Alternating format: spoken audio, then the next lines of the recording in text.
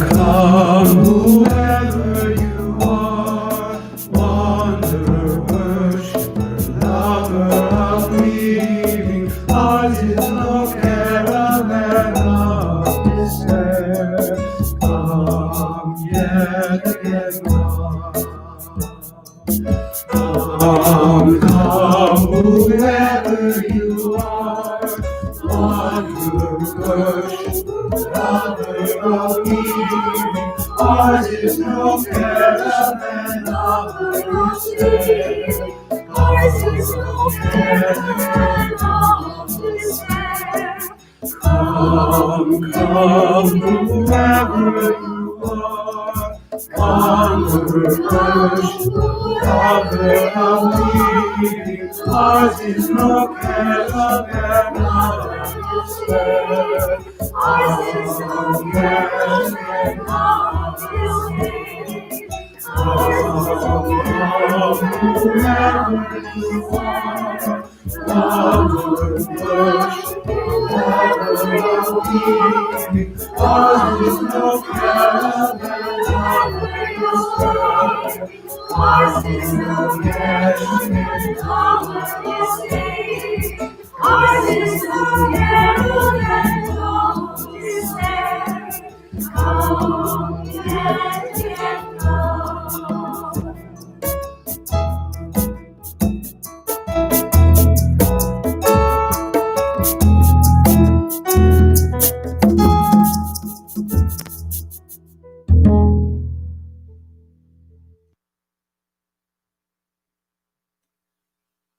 Welcome to Pacific Unitarian Universalist Church,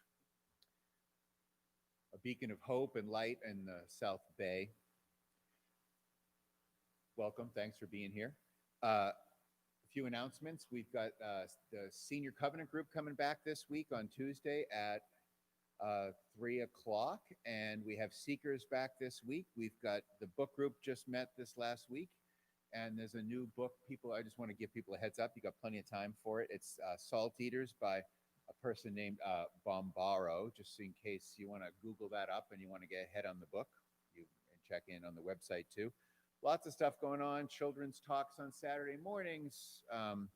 Events here. Take a look at the website. Find some things to do to engage. We're bringing people back up on campus in safer groups. If you haven't been informed of that, we had a nice party of 25 people on the patio, socially distanced last Saturday. We're sort of back in action.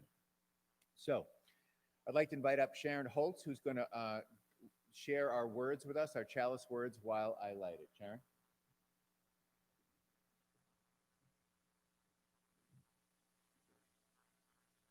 Good morning.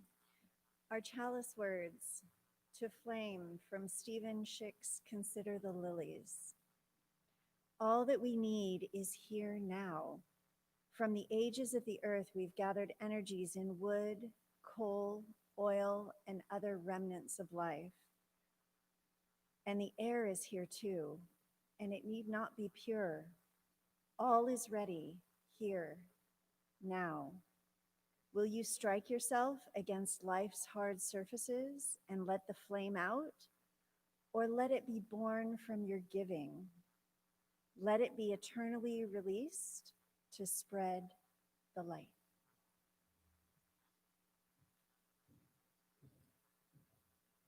Thank you, Sharon. Today's sermon or theme is a hard one. The phrase, why it's hard to be a human being, is a refrain you'll hear a lot in the sermon. It was a phrase that off and on over the last year, this sermon started about a year ago, came into my head, and I would jot down little notes, as I like to do, little truths that fit into that box. And I'll follow this litany of woes by observations about how uniquely blessed it is to be a human being. This is a very existential sermon. Today, we put aside questions of gender and race, which have been, race has been on our mind, for the pragmatic existential reality we seem to find ourselves in as human beings. I think of this as a very humanist service. I'm not sure why the sermon was such a joy to prepare, to pull together a morose theme, and the fact that I was gathering up little pieces of what makes it difficult to be a human being, and there's plenty of them, it was sort of pleasurable to do that. Maybe a Schadenfreude kind of quality of like, oh, wow, another terrible thing or thing that makes it hard. So I believe our plight as humans is depressing and inspiring at the same time. And when looked at honestly, I think we can find something like the peace that the Buddha offered in the statement that life is suffering. I've like to imagine that Siskel and Ebert, if they were still with us today, would give the sort of this sermon an enthusiastic 2 thumbs down. The good news is that the pitfalls we happen to be having opposite. There's a yin to their yang, and that is how blessed and wondrous and unique it is to be a human being. But before all of that, we turn to Severin, who's going to lead us in a hymn.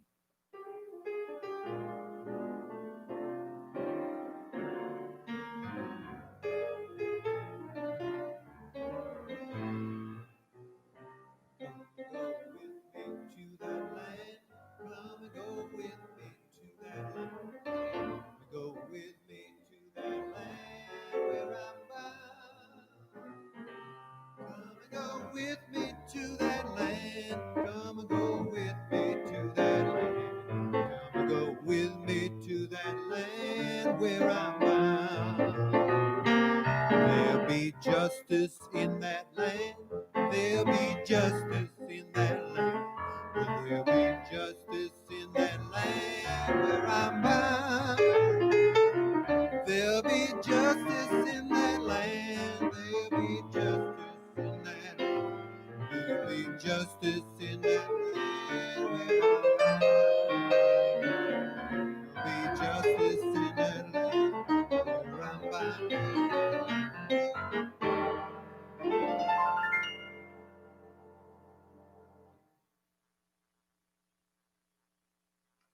I'd like to invite all our children forward, huddle before our video screen today. This is our children's moment. And in a service where we're just talking about the kind of unique challenges of what makes life hard for us human beings, kids obviously get it hard. I remember being in a car with my parents and, sometimes when the ride's too long, there's a constant refrain of, are we there yet? Right? And then when you're a kid, adults look at you and they sort of sometimes don't wonder why things are so hard. But in life, it's sort of fun and hard all the way. When you're a kid, you look at being an adult and you think, we have all the answers. And certainly you learn a lot. You guys will learn so much more than you'll know now, which is really just amazing. Like, think about how much you guys learn every year, every week. You learn so much more than I learn in a given week, for sure. So life's going to continue to present you with challenges. You should know that. I want you to all the kids at home, I just want you to say with me, life is going to continually bring me challenges.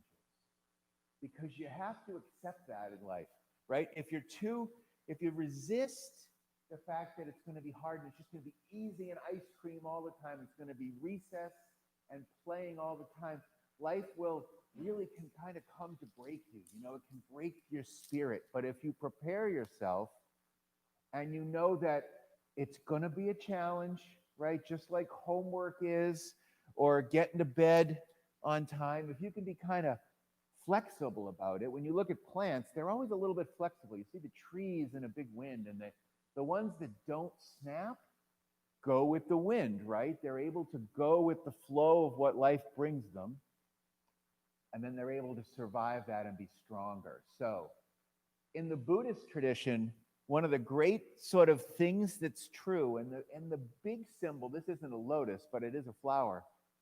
And the funny thing about life is that for us human beings, you grow more when you have hard things happen to you.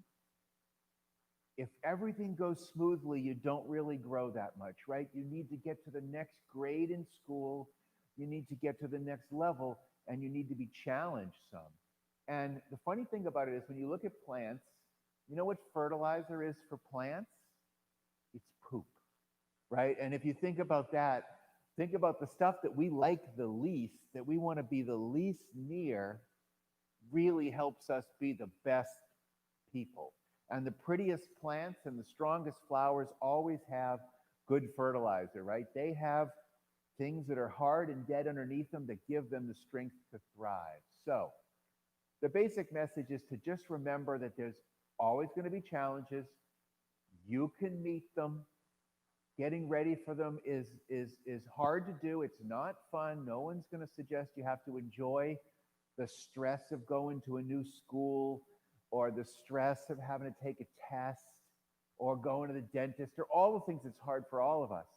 The good news is some of those simple things that are really hard for you now, not getting dessert, or you get grounded, and you can't play video games, or any of these things that are really hard right now, they will get easier. That's the good news. Life will bring more problems, but the problems you think you have generally are easier to manage when you grow up. So that's some good news about being a kid and what's hard about life. So thanks for that. And many of people in our congregation there's always hard things, there's always joyful things going on. We've got a number of people at, sort of towards the end of their life. And one of them is Ollie Coker, who's been a beloved member of this congregation for a long time. He's, just pretty sedentary. He's talking. He's very peaceful, but he is also towards the end of his life, which brings me sadness because Ollie's a great guy. And, there's so many people here who love Ollie, and we just reached out to him. We've got folks who are, we're going to get surgery for painful joints, and they got that postponed. We've got people who are recovering slowly from operations. We have, people aging, and we've got every one of us has problems. We would spend every Sunday talking about our problems, and we would spend every Sunday talking about the little joys that move us through life, right? Be it your favorite sports team comes back from down three games to make it competitive. There's lots of joyful things in life. So it's always an up and down balance. And we light the candle mindful of all that's going on in your life that we don't know. And we invite you to stop for just a second before Sharon reads our prayer and send a little bit of your love out to those people who are suffering for whatever reason: memory loss, physical struggles, loss of relationship. Let's love one another as we do in this church together every Sunday, and love each other through the magical powers of the world and send them out to others. Thank you. Amen. Sharon?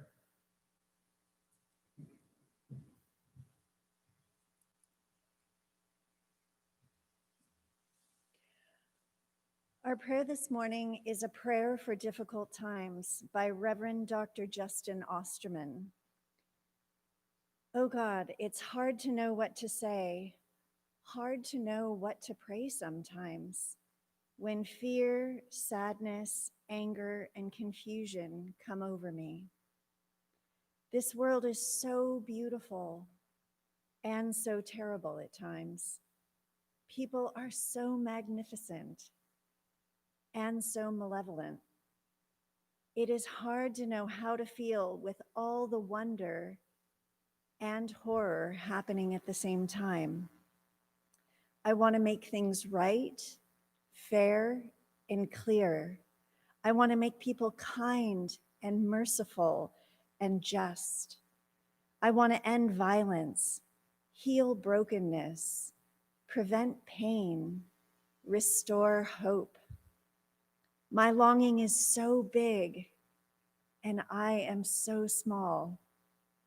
Sometimes despair speaks to me in poisonous whispers. Oh God, be that still, small voice that speaks of love, comfort, and hope. Be my calm amidst the storm. Be the fragile, beautiful flower that catches my eye to remind me that seasons come and go in nature, in life, and in history. Be the kind eye that reminds me that there are open hearts and hands all around me waiting to love and help if I will only open myself to them. Remind me in every way that I always have the power to choose how I will respond to life. And then help me to choose wisely, act justly, live peacefully, and embody every value and virtue that I wish to see in the world. Help me to be and become my best self in thought, word, and deed, today and every day of my life. Amen.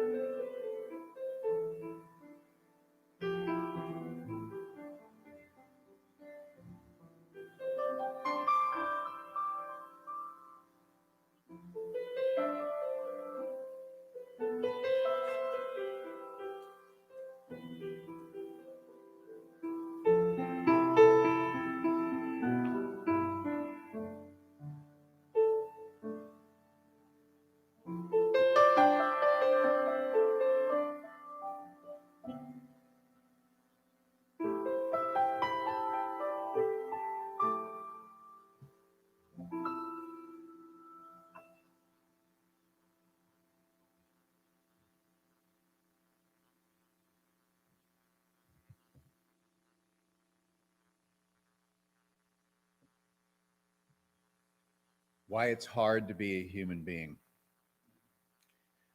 Every sermon usually starts with some spark, and the prompt for this one began about a year ago when I received a distressed call from a former parishioner. It was a person that I had known pretty well who had repeating issues with the court system, intoxicating substances, and their own emotional and intellectual stability. This was not our first rodeo together. What popped into my head on the phone that morning was something accurate but less than kind, not worth sharing. If my memory serves me, something close to the upcoming thought crossed my mind, but for fear of not being comforting, it didn't cross my lips. The thought was this: that this person's fundamental problem is that they just can't accept their reality. And given their challenges, that resistance is completely understandable. I, of course, bit my tongue in saying that analysis wouldn't necessarily be helpful in that moment. But the truth of that statement lingered in my head in a very kind of existential, philosophical way. I believe the sentiment stayed with me because our reality is hard to deal with. And there's a long list of complications that comes from simply just being a human being. This sermon could arguably be like, mostly it's just a litany of those sort of existential challenges, I think, hopefully well crafted into a piece that kind of hangs together. So if you're going through this, the proper emotional response, I believe, is to actually sort of be depressed until you're so overwhelmed that you just laugh. It's designed to be overwhelming enough to see how impossible our fate is to negotiate. So you're a bit guinea pigs for me here, having to face in one gulp all the unique challenges that being a member of the Homo sapiens sapiens species is. And ideally, it'll crack open our souls with a sense of weird relief in a kind of I give up kind of moment sort of way.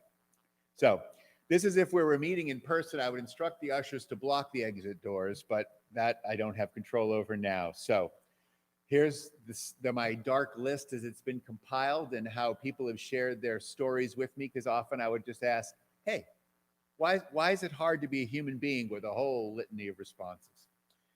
The most obvious reason it's hard to be a human being is because we're finite. We are finite and vulnerable creatures, cursed with enough wisdom to know it. Of all the reasons it's hard to be us, it's that we know we will age and we will die. We are unable to do most about that other than choose broccoli over brownies. And as far as we know, other creatures are not cursed with this level of consciousness and just sort of live.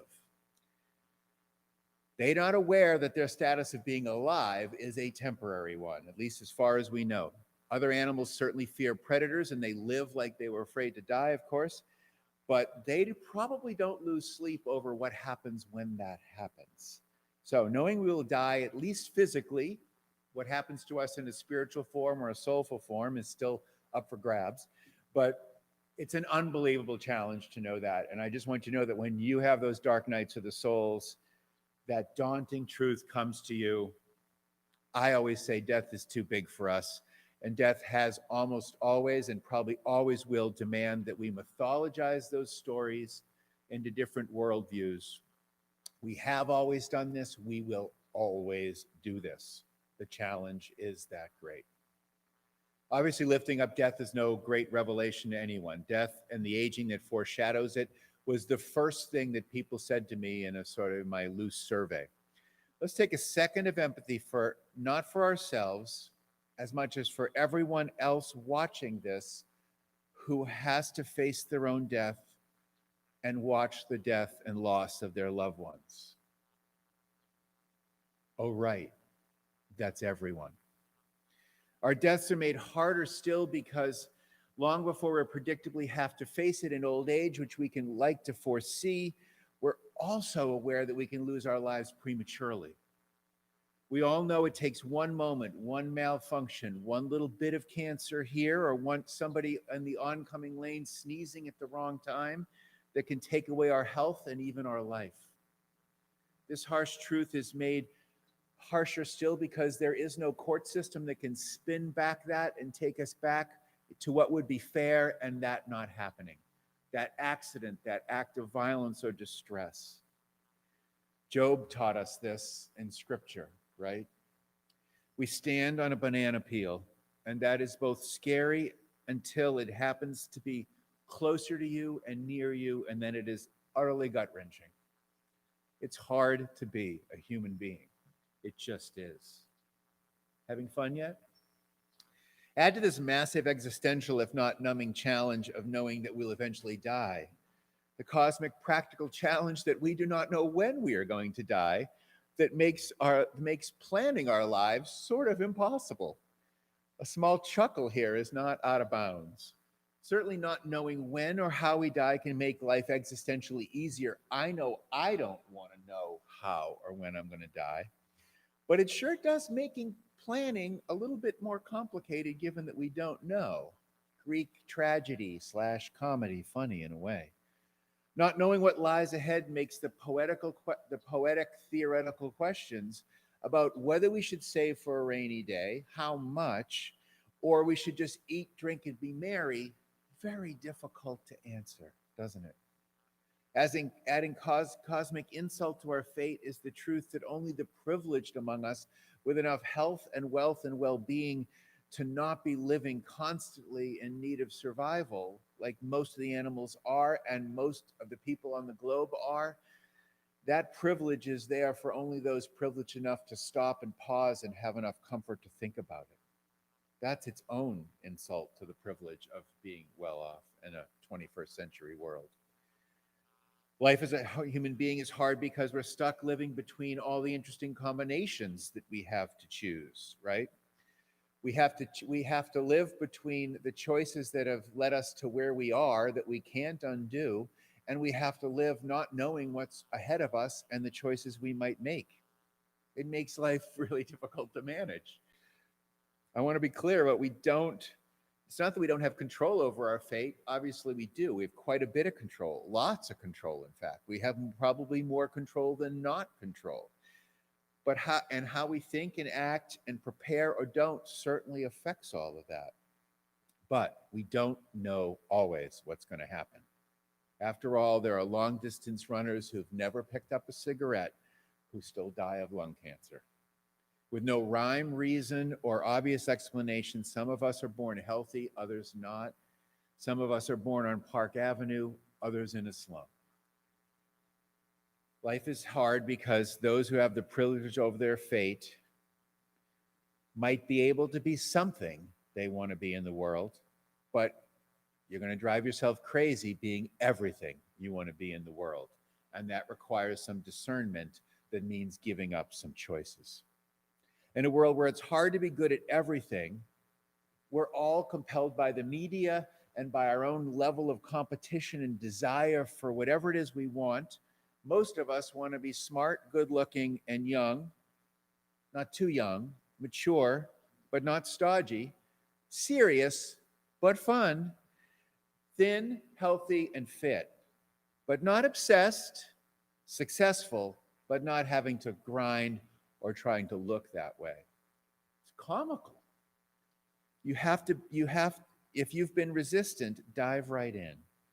We want to be and are evaluated for being confident without being pompous, humble, but we don't want to be a pushover. We seem drawn magnetically to look at celebrities and heroes, only to realize how fat, flat, and old we are. We watch great action films and we realize how dull our lives are. We're usually either too hard on ourselves in some way to enjoy the virtues of what we've accomplished on our own, or we're too slothful, complacent, and unmentored to ever develop those skills in the first place. Honestly, if you're smiling about the absurdity, maybe it's just me, I don't know, we have to face is a lot. Life is hard because it's very difficult to see yourselves objectively as well, right? We all don't see ourselves clearly in a way. We either loathe ourselves, we drive ourselves crazy, or we give up. And being motivated but not obsessive is a really hard sweet spot to strike in life, isn't it? It takes maturity to balance all of that. And the good news is, as you gain that over life, you are able to sort of put aside relationships that aren't important to you and put aside the goals of being a supermodel or a great athlete or whatever it would be. But it's also made harder by the fact that we're really, in a way, not the same person all the time. This was one of the later things that I sort of came up with, right? The truth is our brains function and inform us and pull us in different directions at different times. We, in a way, could be argued to not be the same person all the time. The idea of a contiguous self is certainly something that gets philosophically questioned, right? There's differently motivated us's all inside one of us. We know this most dramatically in the difference between who we are and the difference between being intoxicated or not intoxicated. But there's also other different motivated us. We're different as children, teenagers, middle-aged people, and aged people as to what we want and how we would wish to direct our lives. We're different within any developmental phase also by whether we're aroused, hungry, sleep deprived, or stressed. We want different things at different times. Perhaps the best example of this is that we have reason and then we have passion. And those two human drives don't counsel us in the same ways, which leads us to the great dramatic challenge of romantic love and human connection. It's hard because who we love or want to love is not necessarily correlated with the other. That's hard, damn. And it's hard on both sides of that. Worse, we watch a love story, and short of the lucky few of us in the throes of any new romance or in the stable, great relationship, most of us realize we don't have that, and maybe we never did. Part of the romantic love challenge is simply that some people are more attractive, charming, and appealing than others. But what plagues us more is that we're not necessarily even attracted to the people who would be a good fit for us. Frequently, the people who we once thought we couldn't live without, we come to not be able to stand. It's like Jay Giles says, love stinks. Yeah, yeah. Had enough? Sorry, not done. I hope by now this exasperating list has led to at least one wry smile. We're screwed. It's hard to be human because people can lose control and even for a few seconds be dangerous, right? And how to motivate people in the court system and the police system, how to rehabilitate, punish, constrain, reward, inspire is terribly difficult. Extend that beyond the realm of crime and punishment, which we know, and it's personally, socially challenging to know what will predict and motivate others or even ourselves. When tested, We don't know what leads us to the people that even we want to be. Super. Mentally, it might be simplest to say that Homo sapiens live in a place where consciousness is available to us, but where there are flaws in the way our very brains are set up. Our minds and brains are set up to simply seek what we miss and see and feel what we miss more than appreciate what we have, right? It's a comically tragic bug of fate that no matter how we persist in making decisions and how bad anybody is at making decisions, we still all want to make our own decisions. Anyone who's parenting a kid or been involved with a life that's sort of run amok can understand that it's really that person's individual choices that are the challenge. So there's a lot. It's hard because there's no authority that can place agreement on anything, really, right? As any marriage counselor will tell you, balancing the me and the we is necessary and hard. It's a lot. I'm actually shortening my list. It's hard to be a human being because what the Buddha said was right. Life has a certain amount of suffering in it, maybe even just is suffering. But there's some great stuff too. Here's where it flips. Okay, it's hard because religions have told us that this is the way it should be. That runs counter to the way we might feel it to be. I think we're going to put that aside for a minute and talk about what's great about being a human being. It's awesome, and dare I say worth it, because consciousness appears to be a ridiculously rare thing to have. In all the universe, you would just much more likely be an atom of carbon or dark matter than a conscious human being. You could, of course, been an inert anything, a now extinct creature, a bookshelf, a piece of lava. Now, being lava might sound initially hot in both the Paris Hilton way, but also literally, until you realize that you wouldn't be able to be there to witness how cool it is to flow over a volcano. My point is, given who we are, we're dynamic, we're conscious, we're imaginative. Being anything but a human being, from the perspective of being a human being, would be incredibly boring. The challenge faced us to live is the challenge that we are appropriately given all our tools. We're going to start showing a video of this, a thing called a strand bead.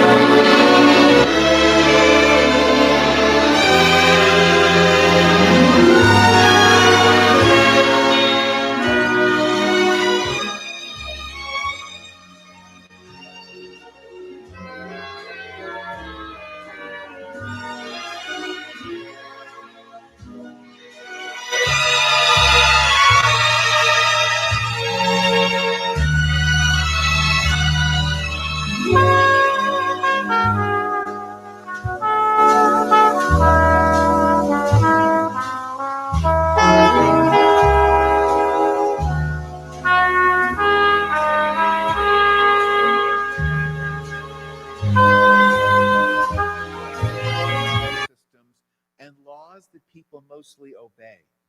We've cultivated a social safety net, not a perfect one, healthcare systems, and we have done nearly all of this in the last few centuries. About 3 to 4 times a year, I have to sort of feel compelled to remind myself and all of us of all the greatness that exists in our world right now. Think of how many, unless you're really ill, which for that I send my sympathies and blessings and all of that. Most of us are comfortable most of the time. That wasn't necessarily all the way it was. We get to control our fates. We get to use our imaginations. You are one of 15 billion creatures that ever has been born a Homo sapiens sapien. You presently live in the most prosperous country that's ever existed at the safest time that's ever been to be a human being. We have the longest lifespan known to humankind. You live in an incredibly entertaining place. Life is hard, sure. And at the darkest times, that may or may not comfort you. But I hope that if you're sick and you realize that you're can't control your kid's drug habit, or you realize you married the wrong person, or you feel like you're trapped in a job, you could be a rock, inert, hundreds of feet underground, and you get the chance to move around in this world. You get to change your mind. There's also science and technology headed our way. There is an imagination that takes us to new places even while we're sitting in our own Barcalounger. Sure, our problems are to face. Sure, we as humans have a unique context. But believe me, you're not only lucky, you're amazing. You are an incredibly imaginative creature that's given a chance to walk the face of the earth. And when you're troubled and when you're screwed up, remember that. You are incredibly blessed. You are loved by a community of people, and you are given the tools mostly you need to tackle your problems. Remember that. Fight on. Understand that hardship brings strength, that you've got people around you who care, that you can reach out. Don't drop the weight in your hands. Embrace the challenge of being alive as best you can, as imperfect as it is, with as much imagination and joy and gloriousness as you can. Amen. Speaking of hard times, one of our members, this is an untrue story. It's our offertory story, which is usually untrue. And I think of Chris Williamson and her family. Lily was homesick at a sore throat, and Chris ran out to the store to get some medicine. Unfortunately, she locked her keys in the car, right? With, time a-wasting. And she got out, and she couldn't seem to get in, and she decided, okay, I've seen people try to get into their cars with a little hook, so she borrowed a coat hanger from the dry cleaner next to the shopping center and was fumbling around trying to get that lock opened in her door. And who shows up? Says a little prayer. Not terribly Unitarian ever, but says a little prayer to get her out of this little jam she's in. Can't get home. Lily's sick. All of a sudden, this biker guy pulls up, sees her scrambling, scratching the side of her window, and says, maybe I can be of help. She says, I'd love you to try. In an instant, the sort of tough biker guy pulls the thing down, fiddles it around a little bit, pops the door open. She goes, oh my God, thank you, answered my prayers. And he goes, well, interestingly, maybe not answering your prayers, I just got released for car theft from prison. Chris turns to heaven and says, dear God, not only did you help, you sent a professional. Please give generously to the life and work of this church. Severin?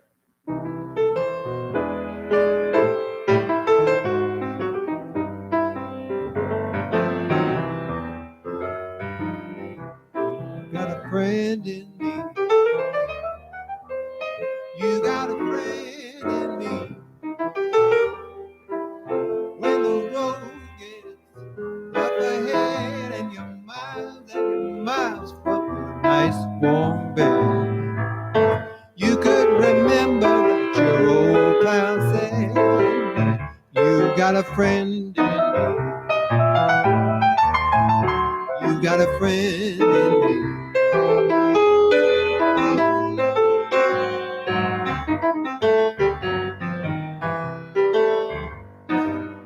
You got a friend in me. You got a friend in me.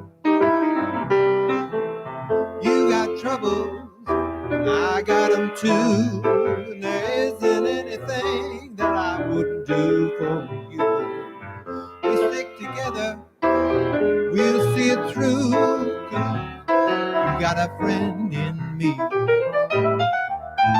You got a friend in me. Some other folks might be a little bit smarter than I am, bigger and stronger too. But none of them will ever love you the way that I do. Me and you got a friend in me. And our friendship will never die. You're gonna gonna see it's our destiny. You got a friend in me. You got a friend. You got a friend in me.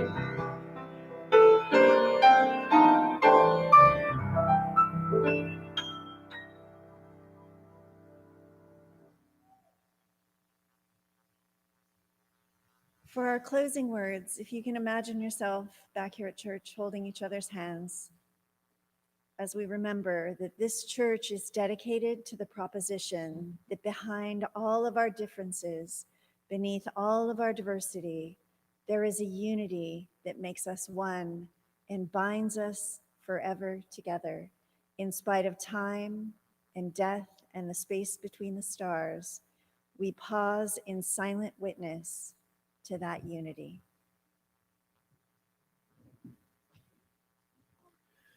May the blessing of love be upon you.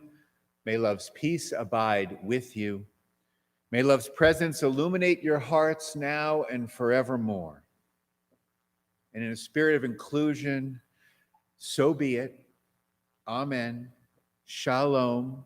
Salam. Namaste. And blessed be. And as the Quakers say, now our service truly begins. Thanks for being here today.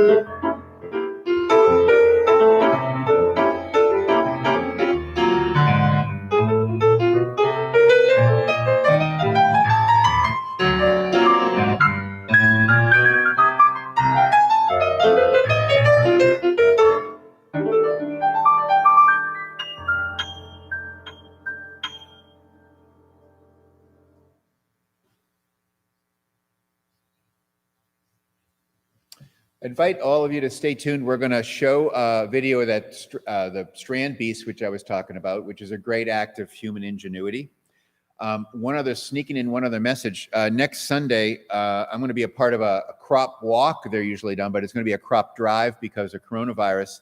And that's at 2:00 at the Los Altos Methodist Church in Long Beach. So it's a fundraiser for Crop for Food Awareness. If anybody wants to be a part of that with me or join me, please contact me this week. And now for the blessed innovation that is the Strand Beast.